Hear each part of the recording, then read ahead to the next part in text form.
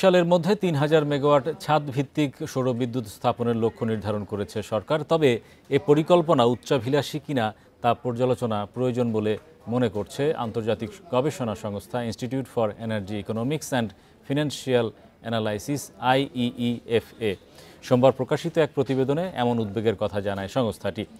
Bundle থাকলে প্রতি সেনমানিতে টাকা বাঁচবে। বিকাশ সেনমানি বান্ডেল কিনে জিতুন প্রতি লেনদেনে। প্রতিবেদনে বলা হয়, গত ১৭ বছরে দেশে মাত্র ২৪৫ মেগাওয়াট ছাদ ভিত্তিক সৌর বিদ্যুৎ স্থাপিত হয়েছে। লক্ষ্যমাত্রা অর্জনে আগামী ৬ মাসে সক্ষমতা বাড়াতে হবে ১২ গুণেরও বেশি। প্রতিবেদন বলছে, প্রতিবেশী ভারত, পাকিস্তান ও শ্রীলঙ্কায় ছাদ ভিত্তিক সৌর বিদ্যুৎ সম্প্রসারণে বিভিন্ন সংস্থার সহায়তা গুরুত্বপূর্ণ ভূমিকা রেখেছে।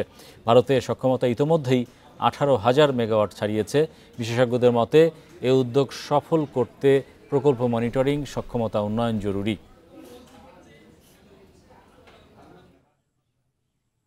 যেখানে প্রচুর লোডশেডিং হয় সে সময় আসলে সৌরবিদ্যুৎ গ্রিডে ট্রান্সফার করা যায় না, যে কারণে ওপেক্স মডেলে এই স্মল স্কেল প্রজেক্টগুলো, বিশেষ করে গ্রামে গঞ্জে ইনভেস্টমেন্ট রিস্ক রয়েছে।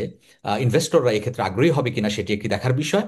আবার সরকারি অফিসে বাংলাদেশ সরকার ক্যাপেক্স মডেলের আওতায় নিজস্ব তহবিলের মাধ্যমে রুফটপ সোলার ইনস্টল করবে, কিন্তু পর্যাপ্ত মেনটেন্যান্সের জন্য বাজেট অ্যালোকেশন না থাকলে এই প্রকল্পগুলো প্রপারলি ফাংশন নাও করতে পারে।